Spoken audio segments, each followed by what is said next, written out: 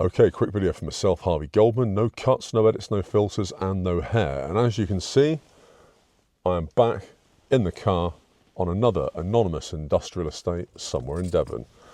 Oh, the joy.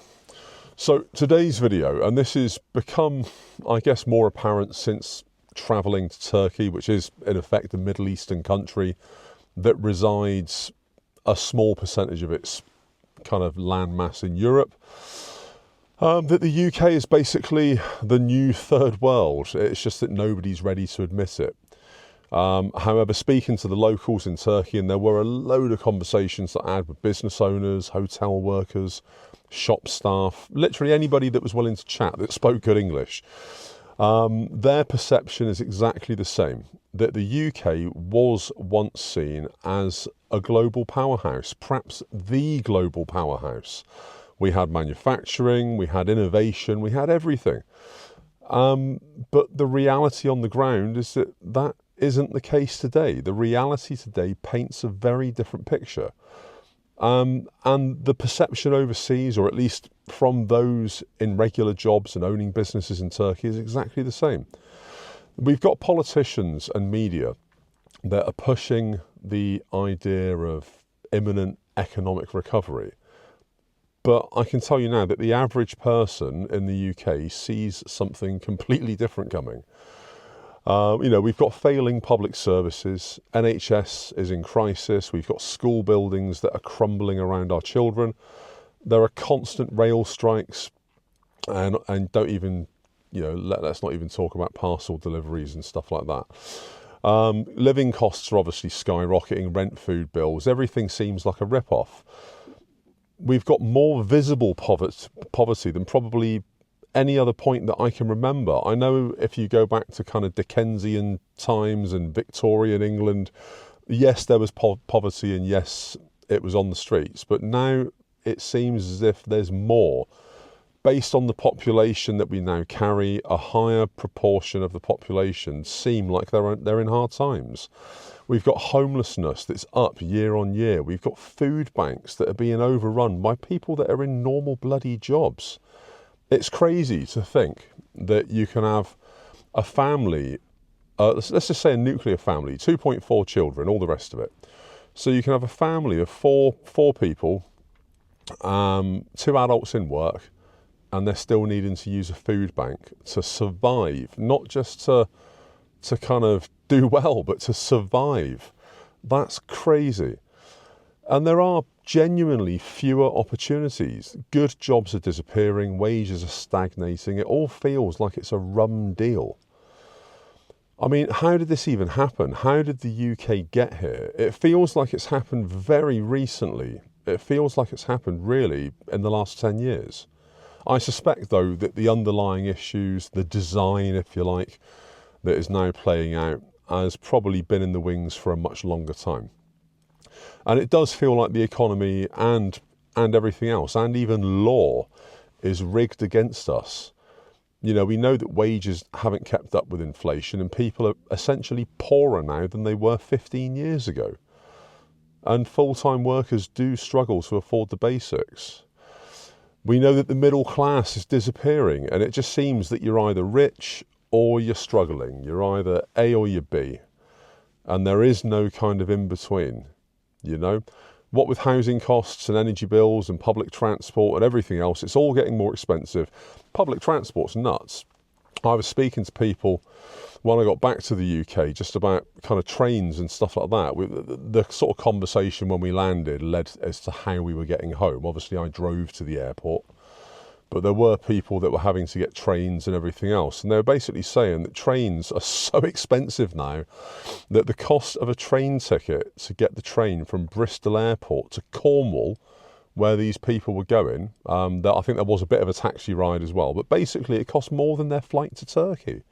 That's mental, especially for a service that typically British trains, they're either late or they're cancelled. If anything, they're unreliable. And the ticket prices are staggering.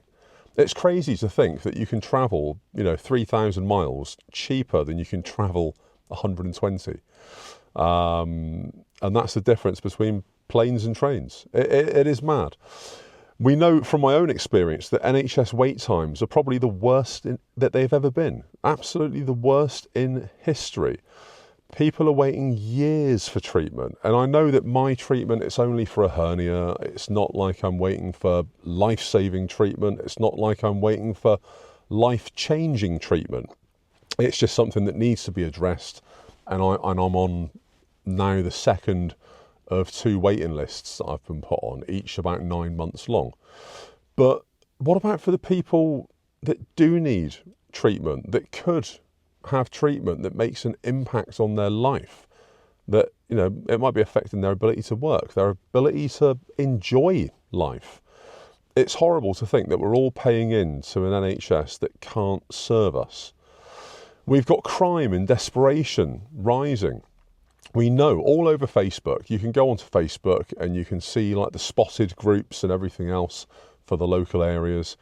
We know that crime is on the rise, that shoplifting and things like fraud are at record highs. Regular people are stealing food to get by. And if you need proof of this, have a look around your local supermarket. You'll find milk and cheese and butter in lockable boxes, where previously those were only for perhaps medications or expensive alcohol. And it just seems mad to think that now you've got everyday essentials in lockable boxes. It's bonkers. It is bonkers. The government response to this is basically, yeah, let's just fine people. Let's put restrictions on them. Let's shout and point blame. But they're not fixing the root issues. And the media don't help either. The media keep us distracted from what's really going on. Every day, the news, it seems that it's filled with absolute nonsense, stupid celebrity scandals that don't mean anything. It's just there as a diversion. It's a political distraction. We've got basically fear-mongering in the newspapers and in the online news sites. They don't want you asking real questions like, why is everything so expensive? Why do full-time workers need benefits or top-ups or food banks to survive? Why are CEOs earning record profits while the people in the same companies that actually do all the work get pay cuts and get pension cuts? Or just lose their jobs or go on 0-hour contracts. It all seems like absolute BS. The big question here, I guess for me, is can the UK be saved? What needs to change? Do people need to vote differently? Do we need to vote reform? Do we need to just fight back financially? Or is the answer just to do what I'm probably going to do, 3 to 5 years, up sticks and just leave the UK entirely? Is Britain just in a temporary crisis, or is this now the new normal? Is this our lot if we're in the UK? Let me know in the comments. I'm really keen to find out. I'm really keen to find out opinion, find out if I'm wrong, find out if my view on this is skewed. Let me know what you think. So YouTube's going to put a video up here somewhere. Have a look. You might like it, you might not. And yeah, like, follow, subscribe, ring the bell, all that jazz, and probably another video tomorrow. Goldman, peace out.